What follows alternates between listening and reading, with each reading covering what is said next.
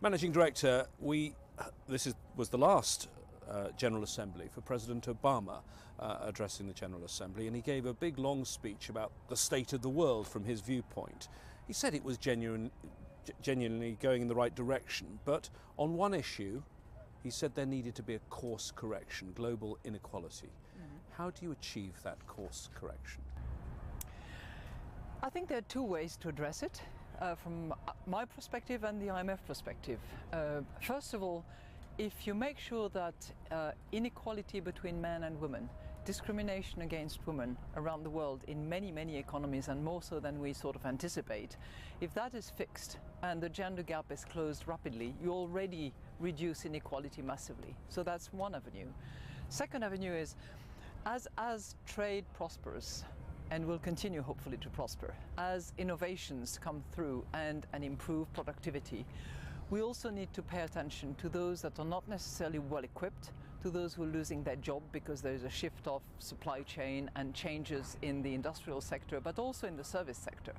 And we need to pay attention to that. There has to be fiscal spending focused on that as well, so that we don't have the backlash that would be so detrimental for growth and prosperity, particularly in those countries that are either low-income, developing or emerging market economies.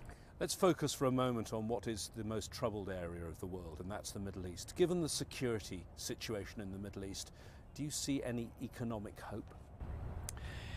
You know, it's a region of the world which suffers from two distinct issues. First of all, the low price of commodities, starting with oil, and there are many oil producing and exporting countries in that part of the world. And second, the major geopolitical and sometimes terrible wars that are plaguing some of those countries. And it has massive economic ramifications. So in that part of the world, we try to be as engaged and active as we can. In the war zones and in the high conflict areas, we cannot really engage because it simply doesn't work.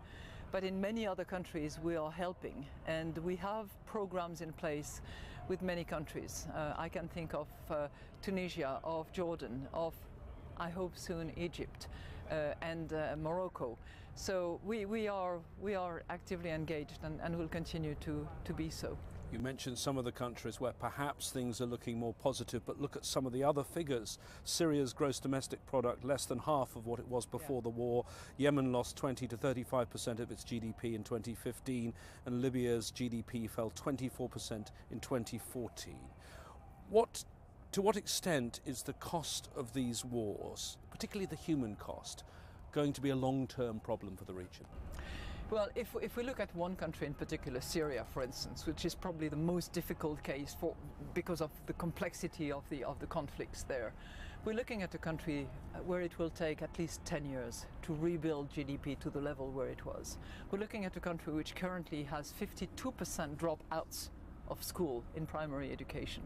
So there is a massive reconstruction work that will have to begin hopefully soon, when conflicts can be addressed positively and resolved.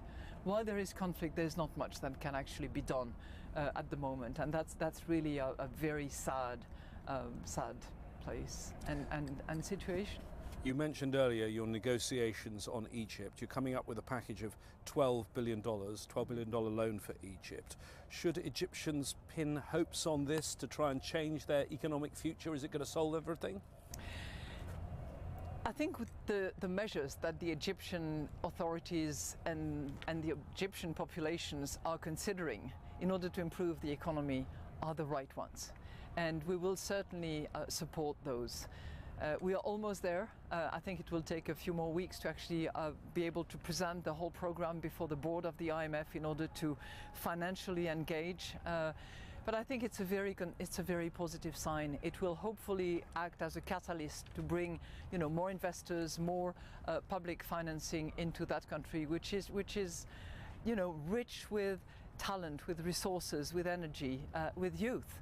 And hopefully that will take them further into the development that they want to have. But Egyptians appear to be losing hope. There was, in the last few days, a boat that capsized leaving Egypt. Dozens were killed, and most of the people on board on this occasion were Egyptians. You know, that's the very reason why we need to be as engaged and active as we can in helping those countries develop their economy. Because if there is economic hope, if there is a prospect for jobs, if there is a prospect for income, then people will not be so keen to leave. And it's really money well invested, and I hope that other financial circuits, other donors, other investors will understand that and will participate in that process. We are certainly trying to take the lead on that. In terms of global economic trends, there is an important event coming up soon, which is the US presidential election. When you listen to the rhetoric of the campaign, are you worried that this could mean globally more protectionism? We are generally worried about the potential rise of protectionist measures that we are seeing. And we are worried about the rhetoric here and there and from many corners and many angles. Because we have seen trade over the course of time bring up countries in low income, middle income and emerging market economy circles. And globalization, if you include, trade, integration, technology innovations, all that together can be a force for good, only under the condition that those who are not equipped, who are not educated, who are not able to adjust are helped in the process. And for that there has to be public and private efforts in order to help them along. One of your focuses, and I know it's one of your focuses here at the General Assembly, is gender equality. You've gone on record as saying women need skin as thick as an old crocodile to get on. Look at me. You're constantly meeting the world's political, financial, business leaders, and I bet you most of those meetings are with men. How do you change that? First of all, I celebrate the woman in them, because I think there is that dimension as well. And second, in addition to reminding all of them that it is a moral imperative, I also remind them, and we have now documents, analysis, numbers, it is an economic no-brainer. It boosts growth, it helps with diversification of the economy, it reduces inequality, and that applies at the global level, at the domestic level, and in the public as well as the private sector.